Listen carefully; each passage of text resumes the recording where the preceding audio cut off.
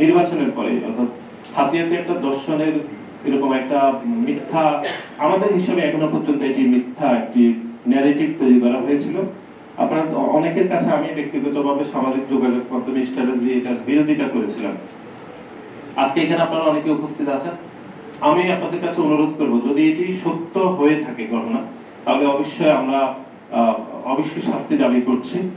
কিন্তু যদি এটি মিথ্যা হয়, যারা এরকম একটি সেন্সিটিভ বিষয়কে সামনে নিয়ে আসছে, দর্শনের মতো ঘটনা, আমি ব্যক্তিগতভাবে মনে করি যারা এই মিথ্যা প্রপাগান্ডা করেছে, যদি মিথ্যা হয়, তাদেরকে তাদের মুখ সম্মোচন করতে হবে এবং তাদের বিরুদ্ধে আমরা অবশ্যই মামলা করবো। আমি জেলা বিএনপিকে আগেই অনুরোধ করে রেখেছি, কারণ ফারুল বেগম দানের শীষে ভোট দেওয়ার কারণে গণধর্ষণের শিকার হয়েছে।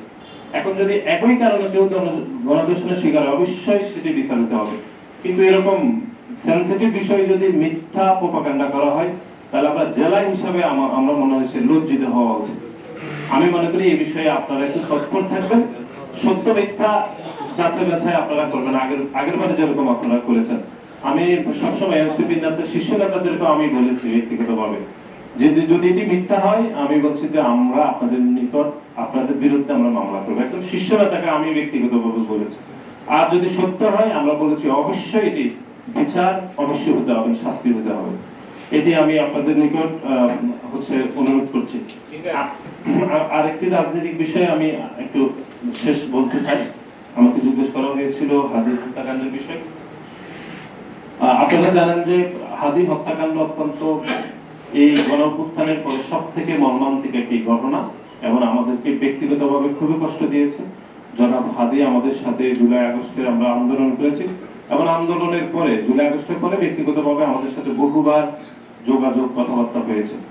কিন্তু হাদি হত্যাকাণ্ডের পরে তৎকালীন সরকারের ইন্টারিয়াম গভর্নমেন্টের সব থেকে ব্যর্থতা ছিল যে যারা খুন করেছে তারা দিনে দুপুরে দেশ থেকে পালিয়ে গিয়েছে।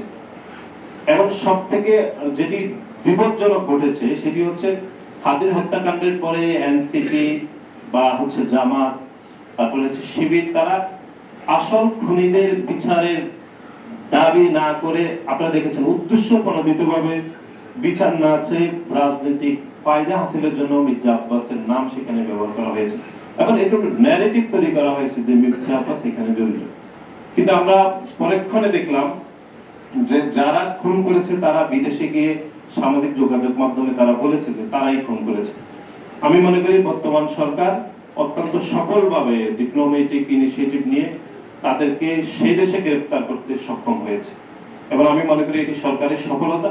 কিন্তু আপনারা দেখবেন যে তারা গ্রেফতার হওয়ার পরেও আমরা দেখলাম ইনকিলাব মঞ্চ এমনকি জামাত বা শিবিরের নেতৃবৃন্দরা সরকারকে কিন্তু ধন্যবাদ দেয়নি, তারা বরং রাজনৈতিক উদ্দেশ্য হাসিলের জন্য চুপ থেকেছে অথবা তারা এটাকে ভিন্ন ন্যারেটিভ তৈরি করছে।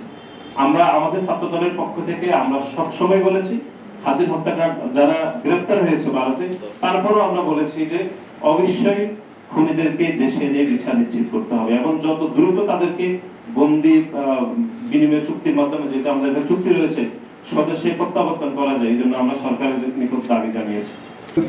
কাজ করছি এশিয়া টেলিভিশন এবং এশিয়া পোস্টে। আসসালামু আলাইকুম সকলকে।